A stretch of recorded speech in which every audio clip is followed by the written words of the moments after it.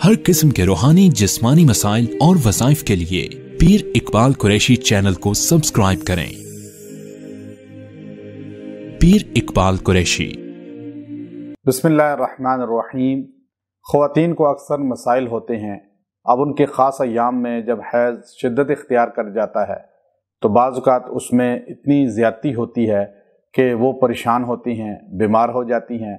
अब वो इबादात में उनको वो यकसुई नहीं रहती। अब शिद्दत हैज़ जो है ये भी अल्लाह रब्बुल इज़्ज़त की तरफ से एक आज़माइश है और बाज़ औक़ात ये शैतान की तरफ से जिस्म के अंदर जो है मदाखलत के सबब से भी होता है। अक्सर जिन्नाती असरात जो जिस्म में रासिख होते हैं और खून में शामिल होते हैं, चूँकि अक्सर बाथरूम की दुआ, खाने की दुआओं से बहुत दूर होता है तबका, और वो ख़वातीन बिलखुसूस तौर पे इस बीमारी का शिकार हो जाती हैं। अब इसका इलाज क्या है? मुजर्रब याद रखें, ख़ास अय्याम में नमाज और कुरान पाक आप नहीं पढ़ सकते। बहुत सी ख़वातीन को पता ही नहीं होता इस इल्म का और वो दीनदार होने के बावजूद कुरानी आयात पढ़ती रहती हैं। ख़ास अय्याम में अल्लाह रब्बुल इज़्ज़त ने इनको नमाज माफ़ कर दी है और रोज़े की क़ज़ा की है। अब नमाज जैसी इबादत भी अल्लाह ने माफ़ कर दी, उन दिनों की नमाज क़ज़ा नहीं है।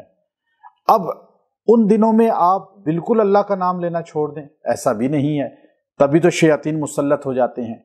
आपको उन दिनों में चाहिए कि आप अल्लाह या अर्रहमान या रहीम या अल्लाह का कोई और सिफाती नाम ज़बान से अदा करें। और दूसरा, जब शिद्दत हो जाए हैज़ की तो आपने ये कुरानी आयत सूरह तकवीर को पानी पे दम करके 3 मरतबा रोज़ाना पिएं।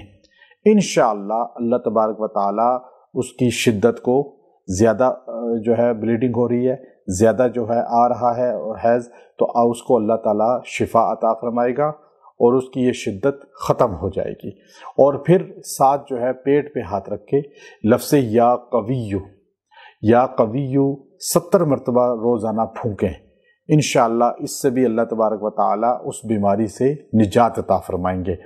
व आखिरु दावाना अनिल हम्दुलिल्लाहि रब्बिल आलमीन।